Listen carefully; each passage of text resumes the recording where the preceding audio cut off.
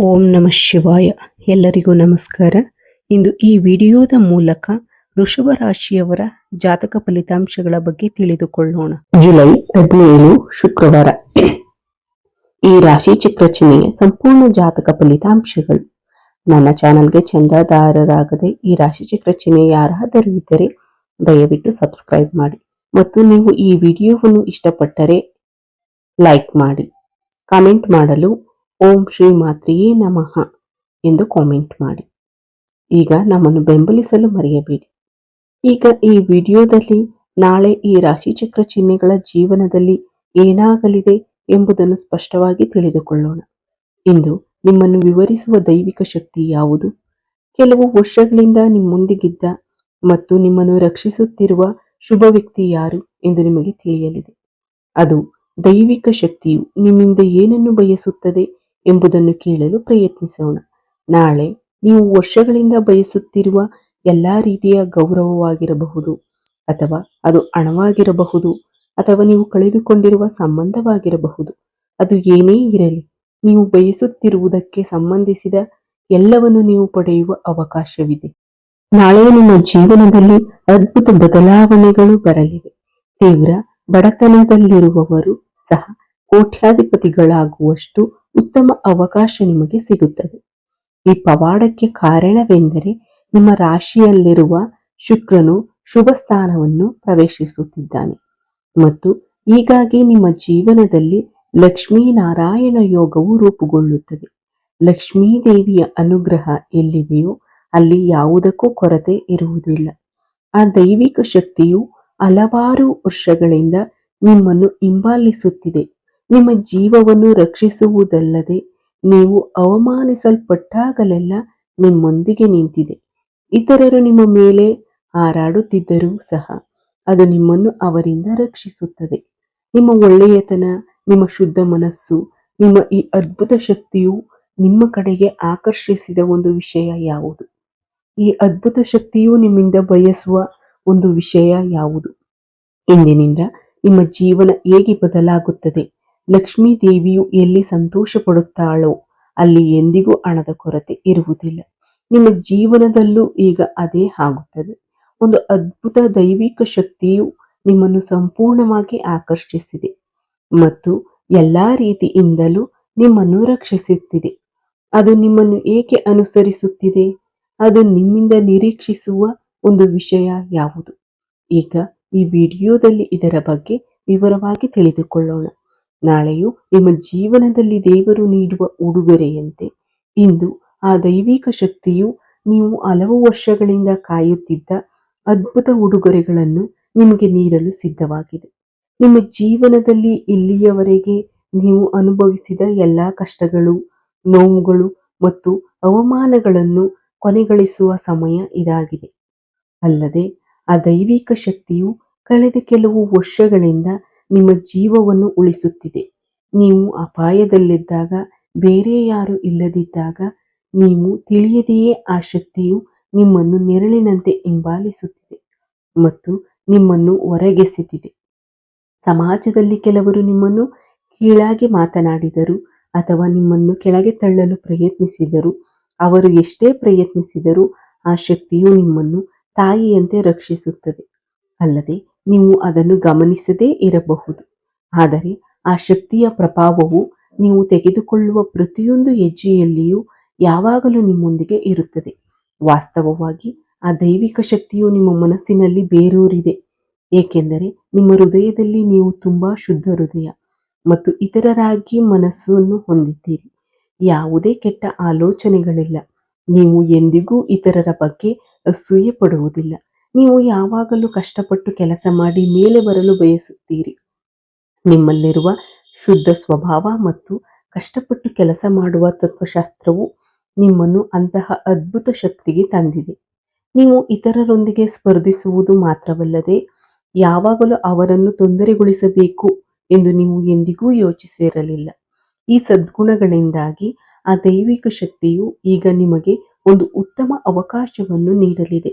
ಆ ಅವಕಾಶವು ನಿಮ್ಮ ಜೀವನದಲ್ಲಿ ಏನನ್ನು ಬದಲಾಯಿಸಲಿದೆ ಎಂಬುದನ್ನು ತಿಳಿಯೋಣ. ನಿಮ್ಮ ಒಳ್ಳೆಯ ಕಾರ್ಯಗಳು ಸಹ, ನಿಮ್ಮ ಶುದ್ಧ ಆಲೋಚನೆಗಳು ಆ ದೈವಿಕ ಶಕ್ತಿಯನ್ನು ನಿಮ್ಮ ಕಡೆಗೆ ಆಕರ್ಷಿಸಿವೆ ಎಂದು ಹೇಳಬಹುದು. ಭಕ್ತಿಯಲ್ಲಿ ಶುದ್ಧ ಮನಸ್ಸಿದ್ದರೆ ಮಾತ್ರ ದೇವರು ಕೂಡ ಭಕ್ತನ ಗುಲಾಮನಾಗುತ್ತಾನೆ ಎಂದು ಹಿರಿಯರು ಸುಮ್ಮನೆ ಹೇಳಲಿಲ್ಲ. ನಿಮ್ಮ ವಿಷಯದಲ್ಲಿಯೂ ಅದೇ ಆಗುತ್ತದೆ. ನಿಮ್ಮ ಜೀವನ ಎಷ್ಟೇ ಕಷ್ಟಕರವಾಗಿದ್ದರೂ, ನೀವು ಎಷ್ಟೇ ಹಿನ್ನಡೆಗಳನ್ನು ಎದುರಿಸಿದರೂ, ನೀವು ಆ ದೇವರ ಮೇಲಿನ ನಂಬಿಕೆಯನ್ನು ಕಳೆದುಕೊಂಡಿಲ್ಲ. ದೈವಿಕ ಶಕ್ತಿಯು ಇಂದು ನಿಮಗೆ ಇಷ್ಟವಾಗುವಂತೆ ಮಾಡಿದ್ದು ನಿಮ್ಮ ಅಚಲ ನಂಬಿಕೆಯೇ. ಇಂದಿನಿಂದ ನಿಖರವಾಗಿ 4 ದಿನಗಳಲ್ಲಿ ನಾನು ಖಂಡಿತವಾಗಿಯೂ ನಿಮ್ಮ ಜೀವನವನ್ನು ಸಂಪೂರ್ಣವಾಗಿ ಬದಲಾಯಿಸುತ್ತೇನೆ. ಶಕ್ತಿ ಯಾರೇ ಆಗಿರಲಿ, ನೀವು ಇಷ್ಟು ವರ್ಷಗಳಿಂದ ಹಂಬಲಿಸುತ್ತಿದ್ದದ್ದು ಏನೇ ಇರಲಿ, ಅದು ಹಣ, ಗೌರವ, ಸ್ವಂತ ಮನೆ ಅಥವಾ ವಾಹನವಾಗಿರಬಹುದು. ನೀವು ಬಯಸಿದ ಎಲ್ಲವೂ ಈಡೇರುವ ಸಮಯ ಇದು. ನಿಮ್ಮ ಆಲೋಚನೆಗಳು ಸಕಾರಾತ್ಮಕವಾಗಿ ಹೆಚ್ಚಾಗುತ್ತವೆ ಮತ್ತು ನೀವು ನಿಮ್ಮ ಮನಸ್ಸನ್ನು ಹೊಂದಿಸುವ ಪ್ರತಿಯೊಂದು ಕೆಲಸದಲ್ಲೂ ನೀವು ಯಶಸ್ಸನ್ನು ಸಾಧಿಸುವಿರಿ. ಆ ದೈವಿಕ ಶಕ್ತಿಯು ಈಗ ನೀವು ಇಷ್ಟು ವರ್ಷಗಳಿಂದ ಎದುರಿಸುತ್ತಿರುವ ಕಷ್ಟಗಳ ಮೇಲೆ ಕೋಪಗೊಂಡಿದೆ. ಆ ದೇವರು ನಿಮ್ಮ ಪ್ರಗತಿಗೆ ಅಡ್ಡಿಯಾಗಿರುವ ಶಕ್ತಿಗಳ ಮೇಲೆ ಎಷ್ಟು ಕೋಪಗೊಂಡಿದ್ದಾನೆ ಎಂದರೆ, ನಿಮ್ಮ ಕಷ್ಟಗಳನ್ನು ಕೊನೆಗೊಳಿಸಲು ಸ್ವತಃ ಕ್ಷೇತ್ರಕ್ಕೆ ಬಂದಿದ್ದಾನೆ. ಅಲ್ಲದೆ ಈ ದೈವಿಕ ಶಕ್ತಿ ಬೇರೆ ಯಾವುದೂ ಅಲ್ಲ. ಅದು ನಿಮ್ಮಿಂದ ಒಂದು ಸಣ್ಣ ವಿಷಯವನ್ನು ನಿರೀಕ್ಷಿಸುತ್ತದೆ. ನೀವು ಆ ಒಂದು ವಿಷಯವನ್ನು ಮಾತ್ರ ನೀಡಲು ಸಾಧ್ಯವಾದರೆ, ಆ ಶಕ್ತಿಯು ನಿಮ್ಮನ್ನು ಆರ್ಥಿಕವಾಗಿ ಉನ್ನತ ಸ್ಥಾನಕ್ಕೆ ಕೊಂಡೊಯ್ಯಲು ಸಿದ್ಧವಾಗುತ್ತದೆ. ಪ್ರಸ್ತುತ ನಿಮ್ಮ ಜಾತಕದಲ್ಲಿ ಶುಕ್ರನ ಶಕ್ತಿ ಬಲವಾಗಿದೆ ಮತ್ತು ಅದ್ಭುತವಾದದ್ದು ಸಂಭವಿಸಲಿದೆ ಎಂಬ ಚಿಹ್ನೆಗಳು ನಿಮ್ಮ ಜೀವನದಲ್ಲಿ ಅದ್ಭುತವಾದ ಭಾವನೆಗಳನ್ನು ನೀಡುತ್ತದೆ. ನೀವು ಇಲ್ಲಿಯವರೆಗೆ ತಲುಪಲು ಸಾಧ್ಯವಾಗದ ದೊಡ್ಡ ಅದೃಷ್ಟವು ನಿಮ್ಮ ದಾರಿಗೆ ಬರಲಿದೆ. ಇದಕ್ಕಾಗಿ ನೀವು ಮಾಡಬೇಕಾಗಿರುವುದು ಆ ದೈವಿಕ ಶಕ್ತಿಯ ಮೇಲೆ ಸಂಪೂರ್ಣ ನಂಬಿಕೆಯನ್ನು ಹೊಂದಿರುವುದು. ಆ ಶಕ್ತಿಯು ಖಂಡಿತವಾಗಿಯೂ ನಿಮ್ಮನ್ನು ರಕ್ಷಿಸುತ್ತದೆ ಎಂದು ದೃಢವಾಗಿ ದೇವರನ್ನು ನಂಬಿರಿ. ದೈವಿಕ ಶಕ್ತಿಯು ನಿಮ್ಮ ಬಗ್ಗೆ ಸ್ವಲ್ಪ ಅಸಹನೆ ತೋರುವುದಕ್ಕೆ ಇನ್ನೊಂದು ಪ್ರಮುಖ ಕಾರಣವಿದೆ. ನೀವು ನಿಮ್ಮ ಶತ್ರುಗಳನ್ನು ಅವರು ಯಾರೆಂದು ತಿಳಿಯದೆಯೇ ನಂಬುತ್ತೀರಿ. ನಿಮ್ಮ ಆಲೋಚನೆಗಳನ್ನು ಅವರೊಂದಿಗೆ ಹಂಚಿಕೊಳ್ಳಲು ಇದು ತುಂಬಾ ಶಕ್ತಿ ಮತ್ತು ಅತಿಯಾದ ಶಕ್ತಿ. ಶತ್ರುಗಳು ಒಳಗೆ ಹೋರಾಡುತ್ತಿದ್ದರೂ ಮತ್ತು ನಿಮ್ಮ ಪತನವನ್ನು ಬಯಸುತ್ತಿದ್ದರೂ ಸಹ ನೀವು ಇನ್ನೂ ಅವರನ್ನು ಶತ್ರುಗಳೆಂದು ಪರಿಗಣಿಸುತ್ತಿಲ್ಲ. ದೈವಿಕ ಶಕ್ತಿಯು ನಿಮಗೆ ಹಲವು ಬಾರಿ ಚಿಹ್ನೆಗಳ ಮೂಲಕ ತಿಳಿಸಿದ್ದರೂ ಸಹ ನೀವು ಅವರನ್ನು ನಿರ್ಲಕ್ಷಿಸುತ್ತಲೇ ಇರುತ್ತೀರಿ. ಅದಕ್ಕಾಗಿಯೇ ದೈವಿಕ ಶಕ್ತಿ ಈಗಲೂ ಸಹ ನಿಮ್ಮ ಬಗ್ಗೆ ಸ್ವಲ್ಪ ಅಸಮಾಧಾನವನ್ನು ಹೊಂದಿದೆ. ಬೇರೆ ರೀತಿಯಲ್ಲಿ ಹೇಳುವುದಾದರೆ, ನೀವು ಆ ಶತ್ರುಗಳನ್ನು ತುಂಬಾ ನಂಬುತ್ತೀರಿ. ನೀವು ಅವರೊಂದಿಗೆ ಸುತ್ತಾಡುತ್ತೀರಿ ಮತ್ತು ಅವರೊಂದಿಗೆ ಎಲ್ಲವನ್ನೂ ಹಂಚಿಕೊಳ್ಳುತ್ತೀರಿ. ನಿಮ್ಮ ಕೆಲಸದಲ್ಲಿ ಇಂದಿನ ಘಟನೆಗಳನ್ನು ಸಹ ನೀವು ಅವರೊಂದಿಗೆ ಹಂಚಿಕೊಳ್ಳುತ್ತೀರಿ. ನಿಮ್ಮಲ್ಲಿರುವ ಈ ಮುಗ್ಧತೆಯನ್ನು ನೋಡಿ ಆ ದೈವಿಕ ಶಕ್ತಿಯು ನಿಮ್ಮ ಕಡೆ ತುಂಬಾ ಅನಿರೀಕ್ಷಿತವಾಗಿದೆ. ಆ ದೃಶ್ಯ ಶಕ್ತಿಯು ನಿಮಗೆ ಹಲವು ವಿಧಗಳಲ್ಲಿ ಅನೇಕ ಚಿಹ್ನೆಗಳನ್ನು ನೀಡುತ್ತಿದ್ದರೂ ನೀವು ಅದರ ಬಗ್ಗೆ ಯಾವುದೇ ಗಮನ ಹರಿಸುತ್ತಿಲ್ಲ. ನೀವು ಆ ಶತ್ರುಗಳನ್ನು ನಿಮ್ಮ ಉತ್ತಮ ಸ್ನೇಹಿತರೆಂದು ಪರಿಗಣಿಸುತ್ತಿದ್ದೀರಿ. ನೀವು ಈಗ ಎಚ್ಚರಗೊಳ್ಳದಿದ್ದರೆ ನಿಮ್ಮ ಜೀವನದಲ್ಲಿ ಗಂಭೀರ ಸಮಸ್ಯೆಗಳನ್ನು ಎದುರಿಸುವ ಅಪಾಯವಿದೆ. ಏಕೆಂದರೆ ಆ ಶತ್ರುಗಳು ನಿಮ್ಮನ್ನು ನಾಶ ಮಾಡುವ ಗುರಿಯನ್ನು ಹೊಂದಿದ್ದಾರೆ. ನಿಮ್ಮ ಬೆಳವಣಿಗೆಯನ್ನು ನೋಡಿ ಸಹಿಸಲಾಗದ ಆ ಶಕ್ತಿಯು ನಿಮ್ಮ ಮೇಲೆ ನಿಗೂಢ ವಿಧಾನಗಳು ಮತ್ತು ತಾಂತ್ರಿಕ ಪ್ರಯೋಗಗಳನ್ನು ಸಹ ಮಾಡುತ್ತಾರೆ. ಅವರು ನಿಮಗೆ ಮಾನಸಿಕವಾಗಿ ಹಾನಿ ಮಾಡಲು ನಿಮ್ಮ ಮೇಲೆ ಅನೇಕ ಅಪರಿಚಿತ ನಿಗೂಢ ವಿಧಿವಿಧಾನಗಳನ್ನು ಸಹ ಮಾಡುತ್ತಿದ್ದಾರೆ. ಇದು ಕೇಳಲು ಭಯಾನಕವಾಗಿದೆ, ಆದರೆ ಇದು ನಿಜ. ಈ ನಕಾರಾತ್ಮಕ ಶಕ್ತಿಗಳ ಪ್ರಭಾವದಿಂದಾಗಿ ನಿಮ್ಮ ಬುದ್ಧಿಶಕ್ತಿ ಇತ್ತೀಚೆಗೆ ಸರಿಯಾಗಿ ಕೆಲಸ ಮಾಡುತ್ತಿಲ್ಲ ಎಂದು ಹೇಳಬಹುದು. ನಿಮ್ಮ ಮಾನಸಿಕ ಆರೋಗ್ಯದ ಮೇಲೆ ಪರಿಣಾಮ ಬೀರುವುದು ಮಾತ್ರವಲ್ಲದೆ, ಜೀವನದಲ್ಲಿ ಸಂತೋಷವು ಬಂದು ಹೋಗುವ ನೀರಿನಂತೆ ಆವಿಯಾಗುತ್ತದೆ. ಆ ತಾಂತ್ರಿಕ ಶಕ್ತಿಯು ನಿಮ್ಮ ಮೇಲಿನ ಸಕಾರಾತ್ಮಕ ಶಕ್ತಿಯನ್ನು ಹಲವು ವಿಧಗಳಲ್ಲಿ ಕಡಿಮೆ ಮಾಡುತ್ತದೆ. ನೀವು ಮಾಡಿದ ಒಳ್ಳೆಯ ಕಾರ್ಯಗಳಿಂದಾಗಿ ಆ ದೈವಿಕ ಶಕ್ತಿಯು ನಿಮ್ಮನ್ನು ಗುರಾಣಿಯಂತೆ ರಕ್ಷಿಸುತ್ತಿದೆ. ಆದರೂ ನೀವು ಆ ಶತ್ರುಗಳೊಂದಿಗೆ ಸುತ್ತಾಡಿದಾಗ ಮತ್ತು ಅವರನ್ನು ನಿಮ್ಮ ಮನೆಗೆ ಕರೆತಂದಾಗ ಆ ರಕ್ಷಣಾತ್ಮಕ ಗುರಾಣಿ ದುರ್ಬಲಗೊಳ್ಳುತ್ತದೆ. ಇದರಿಂದಾಗಿ ನೀವು ಅನೇಕ ಕೆಲಸಗಳನ್ನು ಮಾಡಲು ಬಯಸಿದರೂ ಸಹ ನೀವು ಮಾಡಲು ಯೋಜಿಸುತ್ತಿರುವ ಕೆಲಸಗಳು ನಿಮ್ಮ ಮನಸ್ಸಿನಲ್ಲಿ ನಿರಾಶೆಗೊಳ್ಳುತ್ತಲೇ ಇರುತ್ತವೆ. ಮತ್ತು ಸಮಯಕ್ಕೆ ಪೂರ್ಣಗೊಳ್ಳುವುದಿಲ್ಲ. ನಿಮ್ಮ ಇಚ್ಛಾಶಕ್ತಿ ಕಡಿಮೆಯಾಗುತ್ತದೆ ಮತ್ತು ನೀವು ನಿರಂತರವಾಗಿ ಯಾವುದೋ ಅಪರಿಚಿತ ಚಿಂತೆ ನಿಮ್ಮನ್ನು ಕಾಡುತ್ತಲೇ ಇರುತ್ತದೆ. ಆ ದೈವಿಕ ಶಕ್ತಿಯು ನಿಮ್ಮಿಂದ ಏನು ಬಯಸುತ್ತದೆ? ಆ ಶತ್ರುಗಳಿಂದ ಮತ್ತು ನೀವು ಮತ್ತು ನಿಮ್ಮ ಹೆಂಡತಿಯನ್ನು ಹೇಗೆ ರಕ್ಷಿಸಿಕೊಳ್ಳುವುದು ಎಂಬುದನ್ನು ಈಗ ಎಚ್ಚರಿಕೆಯಿಂದ ತಿಳಿಯೋಣ. ನಿಮ್ಮ ಜೀವನವನ್ನು ಬದಲಾಯಿಸುವ ರಹಸ್ಯವು ಈಗ ಬಹಿರಂಗಗೊಳ್ಳಲಿದೆ. ನೀವು ಇಂದು ಒಂದು ಯೋಜನೆಯನ್ನು ಮಾಡಿದ್ದರೂ ಸಹ ಆ ಶತ್ರುಗಳ ಪ್ರಭಾವದಿಂದಾಗಿ ಅದು ಮಧ್ಯದಲ್ಲಿ ನಿಲ್ಲುತ್ತದೆ. ಆ ಶಕ್ತಿಯನ್ನು ಕುರುಡಾಗಿ ನಂಬುವುದನ್ನು ನಿಲ್ಲಿಸಿ. ಮುಂದಿನ 10 ದಿನಗಳಲ್ಲಿ ನೀವು ಮಾಡಲಿರುವ ಯಾವುದೇ ಪ್ರಮುಖ ಕೆಲಸದಲ್ಲಿ ಆ ಶಕ್ತಿಯು ನಿಮ್ಮನ್ನು ಸಂಗಾತಿಯನ್ನಾಗಿ ಮಾಡಿಕೊಳ್ಳುತ್ತದೆ. ಅಲ್ಲದೆ ಈ ವಿಡಿಯೋದಲ್ಲಿ ಆ ಶತ್ರುಗಳ ಹೆಸರುಗಳ ಬಗ್ಗೆ ನಾನು ನಿಮಗೆ ವಿವರವಾಗಿ ಹೇಳುತ್ತೇನೆ. ಆ ದೈವಿಕ ಶಕ್ತಿ ಏನು ಬಯಸುತ್ತದೆ ಎಂದು ತಿಳಿದಿದೆಯೇ? ಅದು ಈಗ ನಿಮ್ಮ ಜೀವನವನ್ನೇ ಬದಲಾಯಿಸಲಿದೆ. ಅದಕ್ಕಾಗಿಯೇ ಈ ವಿಡಿಯೋವನ್ನು ಎಚ್ಚರಿಕೆಯಿಂದ ಆಲಿಸಿ. ವಿಡಿಯೋ ಸರಿಯಾಗಿ ಕೇಳದೆ ಫಲಿತಾಂಶ ಸಿಗಲಿಲ್ಲ ಎಂದು ಹೇಳುವ ಹಲವಾರು ಜನರಿದ್ದಾರೆ.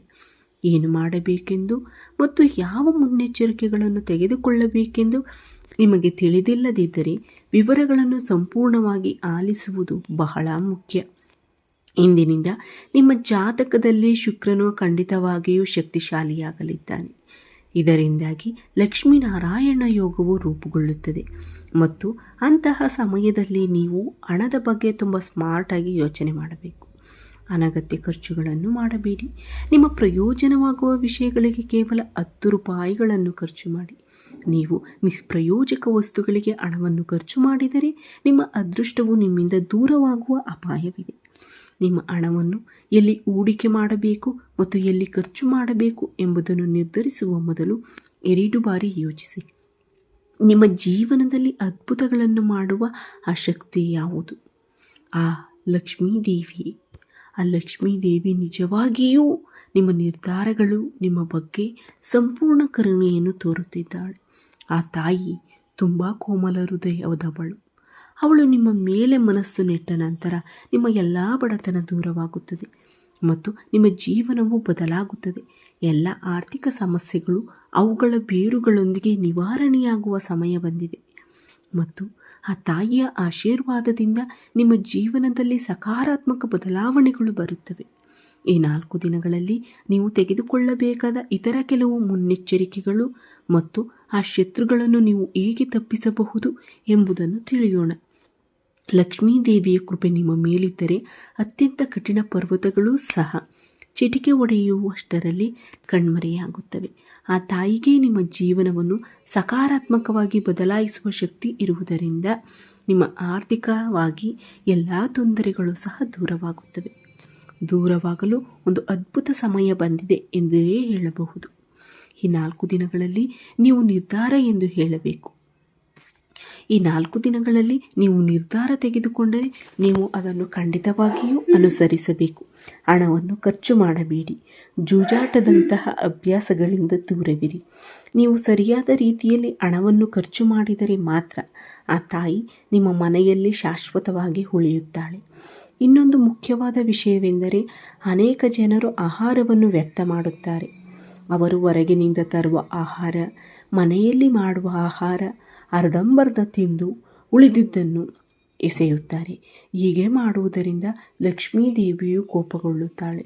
ತಾಯಿ ಅನ್ನಪೂರ್ಣೇಶ್ವರಿಯೂ ಸಹ ಕೋಪಗೊಳ್ಳುತ್ತಾಳೆ. ಆಗ ಶುಕ್ರನು ದುರ್ಬಲನಾಗುತ್ತಾನೆ. ನಿಮ್ಮ ಜಾತಕದಲ್ಲಿ ಶುಕ್ರನು ಬಲಶಾಲಿಯಾಗಿದ್ದರೂ ನೀವು ಐಷಾರಾಮಿ ಜೀವನ, ವಾಹನ, ಯೋಗ ಮತ್ತು ಆಧುನಿಕ ಸೌಲಭ್ಯಗಳನ್ನು ಪಡೆಯುತ್ತೀರಿ. ನೀವು ಏನೇ ಬಳಸಿದರೂ ನೀವು ಪ್ರಯಾಣಿಸುವ ವಾಹನವು ಹೆಚ್ಚಾಗಿ ಶುಕ್ರನ ವಾಹನವಾಗಿರುತ್ತದೆ. ಆದ್ದರಿಂದ ನೀವು ಯಾವಾಗಲೂ ನೀವು ಬಳಸುವ ವಾಹನವನ್ನು ಗೌರವದಿಂದ ನಡೆಸಿಕೊಳ್ಳಬೇಕು. ಅಂದರೆ ಜನರು ಮಾಡುವ ಇನ್ನೊಂದು ತಪ್ಪು ಎಂದರೆ ಅವರು ಹತ್ತಿರದ ವಾಹನಗಳನ್ನು ತಿಂಗಳಾನುಗಟ್ಟಲೆ ಸ್ವಚ್ಛ ಮಾಡುವುದೇ ಇಲ್ಲ. ಧೂಳಿನಿಂದ ತುಂಬಿಕೊಂಡಿರುತ್ತದೆ. ಅವರು ಬಂಡಿಗಳನ್ನೂ ಸಹ ಬಳಸುತ್ತಲೇ ಇರುತ್ತಾರೆ. ನಿಮ್ಮ ಜಾತಕದಲ್ಲಿ ಶುಕ್ರನು ಬಲಶಾಲಿಯಾಗಿದ್ದರೂ ಆ ದೇವರು ನಮಗೆ ವರದಾನವಾದಂತಹ ಸೌಲಭ್ಯ ನೀಡಿದ್ದರೂ ಅದನ್ನು ನಾವು ನೋಡಿಕೊಳ್ಳುವುದು ನಮ್ಮ ಜವಾಬ್ದಾರಿ. ಆದ್ದರಿಂದ ನಾವು ನಮ್ಮ ವಾಹನವನ್ನು ಸ್ವಚ್ಛವಾಗಿಟ್ಟುಕೊಂಡರೆ ಶುಕ್ರನು ನಾವು ಅದನ್ನು ಸ್ವಚ್ಛವಾಗಿ ಹೇಗೆ ಇಟ್ಟುಕೊಂಡಿರುತ್ತೇವೆಯೋ ಅಂತಹ ಲಾಭದಾಯಕ ಸ್ಥಾನದಲ್ಲಿ ನಮ್ಮನ್ನು ಇಡುತ್ತಾನೆ. ಮತ್ತು ಮುಂದಿನ 4 ದಿನಗಳಲ್ಲಿ ನೀವು ಈ ಸಣ್ಣ ಬದಲಾವಣೆಗಳನ್ನು ಮಾಡಿದರೆ ನಿಮ್ಮ ಅದೃಷ್ಟ ಹೇಗೆ ಪ್ರಕಟವಾಗುತ್ತದೆ ಎಂಬುದನ್ನು ನೀವು ನೋಡುತ್ತೀರಿ. ಅಷ್ಟೇ ಅಲ್ಲ, ನಿಮ್ಮ ವಾಹನವನ್ನು ಸ್ವಚ್ಛವಾಗಿಟ್ಟುಕೊಳ್ಳುವುದು, ಅದನ್ನು ಹೊಳೆಯುವಂತೆ ಮಾಡುವುದು ಮಾತ್ರವಲ್ಲ, ಇದು ನಿಮ್ಮ ಜಾತಕದಲ್ಲಿ ಶುಕ್ರನನ್ನು ಬಲಪಡಿಸುವ ಪ್ರಕ್ರಿಯೆಯಾಗಿದೆ. ನಿಮ್ಮ ವಾಹನವನ್ನು ನೀವು ಎಷ್ಟು ಬೇಕಾದರೂ ನೋಡಿಕೊಳ್ಳಲು ಸಾಧ್ಯವಾಗುತ್ತದೆ. ವಸ್ತುಗಳನ್ನು ಗೌರವಿಸುವ ಶುಕ್ರನು ನಿಮಗೆ ಉತ್ತಮ ಜೀವನವನ್ನು ನೀಡುತ್ತಾನೆ. ನೀವು ಹಿಂದೆ ತಿಳಿದೋ ತಿಳಿದೆಯೋ ಕೆಲವು ತಪ್ಪುಗಳನ್ನು ಮಾಡಿರಬಹುದು, ಆದರೆ ಈ 4 ದಿನಗಳಲ್ಲಿ ನೀವು ತುಂಬ ಜಾಗರೂಕರಾಗಿರಬೇಕು. ನಿಮ್ಮ ಮನೆ ಮತ್ತು ನಿಮ್ಮ ವಾಹನವನ್ನು ನೋಡಿಕೊಳ್ಳಿ. ಸಮಯವನ್ನು ವ್ಯರ್ಥ ಮಾಡಬೇಡಿ, ಏಕೆಂದರೆ ಪ್ರತಿ ಕ್ಷಣವನ್ನು ನಿಮ್ಮ ಬೆಳವಣಿಗೆಗೆ ಬಳಸಿ. ಇನ್ನೊಂದು ಮುಖ್ಯವಾದ ವಿಷಯವೆಂದರೆ, ಈ ಸಮಯದಲ್ಲಿ ನಿಮ್ಮ ಬಾಯಿಂದ ಯಾವುದೇ ತಪ್ಪು ಮಾತುಗಳು ಬರಬಾರದು, ಕೆಟ್ಟ ಮಾತುಗಳು ಬರಬಾರದು, ಯಾರನ್ನು ನೋಯಿಸುವ ರೀತಿಯಲ್ಲಿ ಮಾತನಾಡಬಾರದು. ಏಕೆಂದರೆ ಲಕ್ಷ್ಮೀದೇವಿಯು ನಿಮ್ಮ ಮನೆಗೆ ಪ್ರವೇಶಿಸುತ್ತಿದ್ದಾಳೆ. ಆದ್ದರಿಂದ ಈ ರೀತಿಯ ಪ್ರಕ್ರಿಯೆಗಳಲ್ಲಿ ನೀವು ತೊಡಗಬೇಡಿ. ತಾಯಿಯ ಆಗಮನವು ನಿಮಗೆ ಕೆಲವು ಚಿಹ್ನೆಗಳನ್ನು ನೀಡುತ್ತದೆ. ಈ 4 ದಿನಗಳಲ್ಲಿ ಒಬ್ಬ ಮಹಿಳೆ ನಿಮ್ಮ ಜೀವನದಲ್ಲಿ ಬಂದು ನಿಮ್ಮ ಕೆಲಸವನ್ನು ಮೆಚ್ಚಿದರೆ, ನಿಮಗೆ ಯಾವುದೇ ಉಡುಗೊರೆಯನ್ನು ನೀಡಿದರೆ ನೀವು ಅದನ್ನು ನಿರಾಕರಿಸಬಾರದು. ಮತ್ತು ಒಂದು ಫೋನ್ ಕರೆಯ ಮೂಲಕ ಬರಬಹುದು, ಕಚೇರಿಯಲ್ಲಿ ಅಥವಾ ನಿಮ್ಮ ಮೇಲಧಿಕಾರಿಗಳಿಂದ ಪ್ರಕ್ರಿಯೆಯ ರೂಪದಲ್ಲಿ ಬರಬಹುದು. ಅಂತಹ ಅವಕಾಶಗಳು ಬಂದಾಗ ಅದು ಚಿಕ್ಕದಾಗಿದ್ದರೂ ಅವುಗಳನ್ನು ಕಡಿಮೆ ಅಂದಾಜು ಮಾಡಬೇಡಿ. ಕೆಲವರು ದುರಂಕಾರಿಗಳಾಗಿರುತ್ತಾರೆ. ಅವರು ಇತರರ ಲಾಭವನ್ನು ಪಡೆದುಕೊಳ್ಳುತ್ತಾರೆ ಮತ್ತು ಅವರನ್ನು ಕಡಿಮೆ ಅಂದಾಜು ಮಾಡುತ್ತಾರೆ. ನಾವು ಅವರ ಮುಂದೆಯೇ ಮಾತನಾಡುತ್ತೇವೆ, ನಮ್ಮ ಏಳಿಗೆಯ ಬಗ್ಗೆ ಮಾತನಾಡುತ್ತೇವೆ. ಇದರಿಂದ ನಮಗೆ ದುಷ್ಪರಿಣಾಮ ಬೀರಬಹುದು. ನಿಮಗೆ ಬರುವ ಅವಕಾಶದೊಂದಿಗೆ ಲಕ್ಷ್ಮೀದೇವಿಯು ಖಂಡಿತವಾಗಿಯೂ ನಿಮ್ಮನ್ನು ಸಂಪರ್ಕಿಸುತ್ತಾಳೆ. ಖಂಡಿತವಾಗಿಯೂ ಹಾಗೆಯೇ ಪರಿಗಣಿಸಿ ಮತ್ತು ಅದನ್ನು ಸಂಗ್ರಹಿಸಿ. ನೀವು ಯಾವುದೇ ಬಣ್ಣದವರಾಗಿದ್ದರೂ ನಿಮಗೆ ಬರುವ ಆ ಸಣ್ಣ ಮನ್ನಣೆಯನ್ನು ನೀವು ಗೌರವಿಸಿದರೆ, ಆ ತಾಯಿ ನಿಮಗೆ ಮಹಿಳೆಯ ರೂಪದಲ್ಲಿ ಅದೃಷ್ಟವನ್ನು ನೀಡಲಿದ್ದಾರೆ. ನೀವು ಹಾಗೆ ಮಾಡಿದಾಗ ಸಣ್ಣ ತಪ್ಪಿನಿಂದಾಗಿ ನಿಮ್ಮ ಅದೃಷ್ಟ ಹಾಳಾಗುವ ಅಪಾಯವಿದೆ.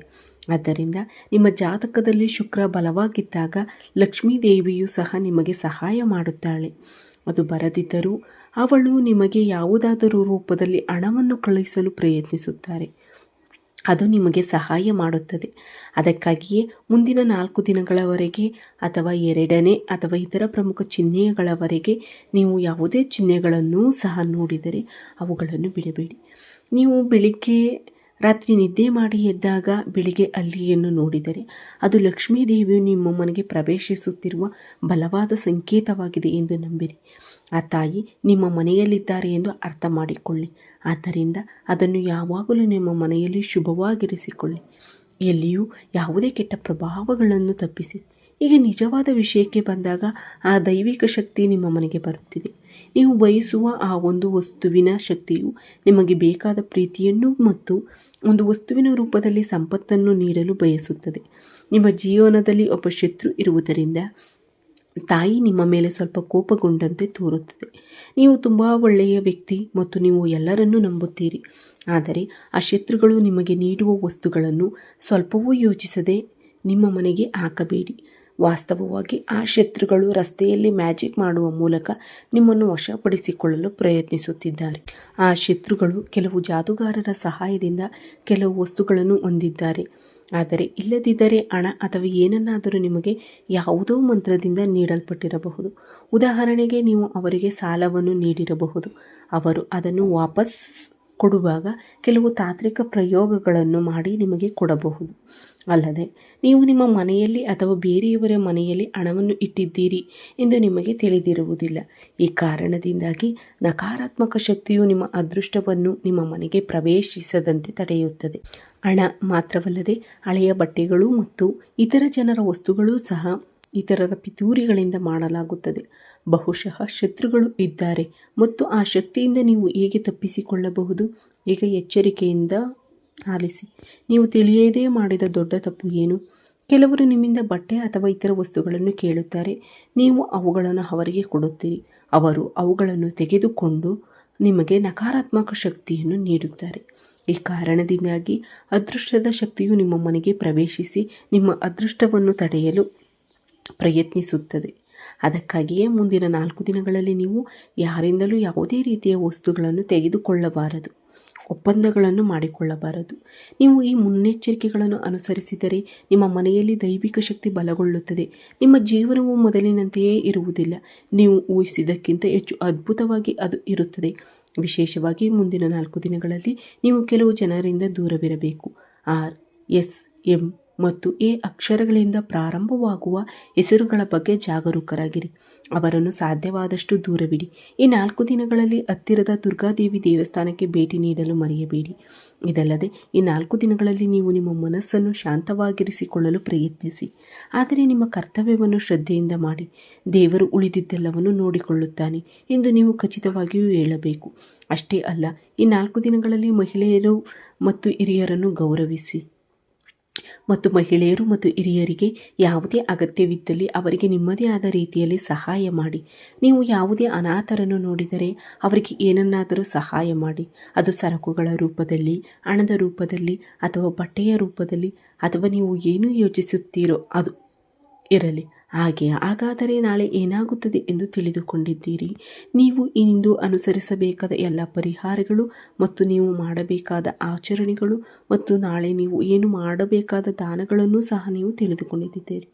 ನಿಮ್ಮ ಮನಸ್ಸನ್ನು ಶಾಂತವಾಗಿರಿಸಿಕೊಳ್ಳಿ ಮತ್ತು ಯಾರೊಂದಿಗೂ ನಿಮ್ಮ ಪ್ರಯತ್ನಗಳ ಬಗ್ಗೆ ಆಗಲಿ ನಿಮ್ಮ ಯಶಸ್ಸಿನ ಬಗ್ಗೆ ಆಗಲಿ ಹೇಳಿ ಅವರ ಜೊತೆ ಭಾಗಿಯಾಗಬೇಡಿ. ನೀವು ನಿಮ್ಮ ಕೆಲಸದ ಮೇಲೆ ಗಮನ ಹರಿಸಿದರೆ ನಾಳೆ ಎಲ್ಲವೂ ನಿಮಗೆ ಖಂಡಿತವಾಗಿಯೂ ಒಳ್ಳೆಯದಾಗುತ್ತದೆ. ಈ ವಿಡಿಯೋ ಇಷ್ಟವಾದರೆ ಲೈಕ್ ಮಾಡಿ, ಶೇರ್ ಮಾಡಿ, ಕಮೆಂಟ್ ಮಾಡಿ, ಜೊತೆಗೆ ಐ ಪಾಯಿಂಟ್ ನೀಡಲು ಮರೆಯದಿರಿ. ಈ ವಿಡಿಯೋನು ವೀಕ್ಷಿಸಿದ ಎಲ್ಲ ವೀಕ್ಷಕ ಬಂಧುಗಳಿಗೂ ನನ್ನ ಹೃತ್ಪೂರ್ವಕ ಧನ್ಯವಾದಗಳು. ಜೈ ಶ್ರೀರಾಮ್, ಜೈ ಶ್ರೀ ಕೃಷ್ಣ, ಹರ ಹರ ಮಹಾದೇವ್.